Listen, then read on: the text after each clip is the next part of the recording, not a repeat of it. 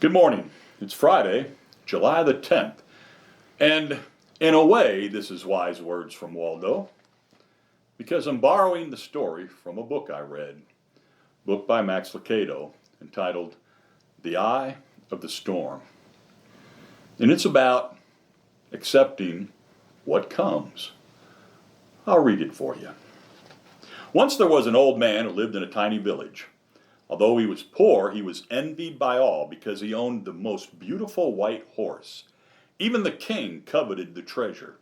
A horse like his had never been seen before, all of its majesty and splendor and strength. Through the years, people had offered fabulous prices for the steed, but the old man had always refused. He'd always say, "It's not really a horse to me. It's like my best friend or a person." "How could you sell a friend?" "He's not a friend, or he is a friend, he's not a possession." The old man was poor, and the temptation was often great, but he never sold the horse. One morning he found the horse was not in the stable. All the village came out to see him and said, "You old fool," they scoffed, "we told you that someone would steal your horse. We warned you that you'd be robbed. You're poor. You could never hope to replace such a valuable animal. It would have been better to have sold him now, and you would have gotten whatever price you wanted. No amount would have been too high. And now the horse is gone, and you're cursed." The old man responded, "Don't speak too quickly. Say only that the horse is not in the stable. That's all we know. The rest is judgment. If I've been cursed or not, how can you know?" The people contested, "Don't make us out to be fools. We may not be philosophers, but we don't need great philosophy. The simple fact is that your horse is gone and it's a curse." The old man spoke again and said, "All I know is the stable is empty and the horse is gone. The rest I don't know, whether it's a blessing or curse. Who can say what will come?" The people of the village laughed at him. They thought the man was crazy. They always figured he was a fool, and now they were convinced. He could have sold that steed and lived off the money. Now he'd proven who he was. 15 days later, the horse returned. It hadn't been stolen. It had run away into the forest. And not only did the horse return, but he brought a dozen wild horses with him. Again, the village people gathered around the woodcutter and said, "Old man, you were right. We were wrong.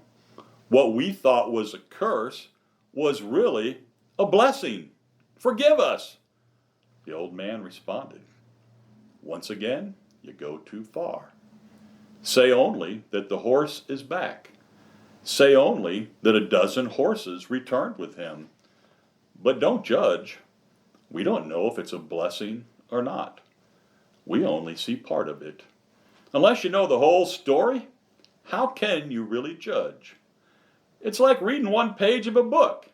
You can't judge a whole book from one page, can you? Life is so vast, and yet you judge life that way. Whether it's a blessing or a curse, no one knows." "Well, maybe the old man's right," they said one to another. But deep down, they knew he was wrong. They knew it was a blessing. 12 horses had returned with one horse. With a little bit of work, the animals could be broken and trained for a lot of money. The old man had a son, his only son, and the young man began to break the wild horses. After only a few days, he was thrown off one of the horses and broke both of his legs. Once again, the villagers gathered around the old man and cast their judgments. "You were right," they said. "You proved you were right. The dozen horses were not a blessing. They were a curse. Now your only son has broken his legs, and now in your old age you got no one to help you. You're poorer than ever. It was a curse." The old man said again, "You seem obsessed with judging. Say only that my son broke his legs. Who knows if it's a blessing or a curse?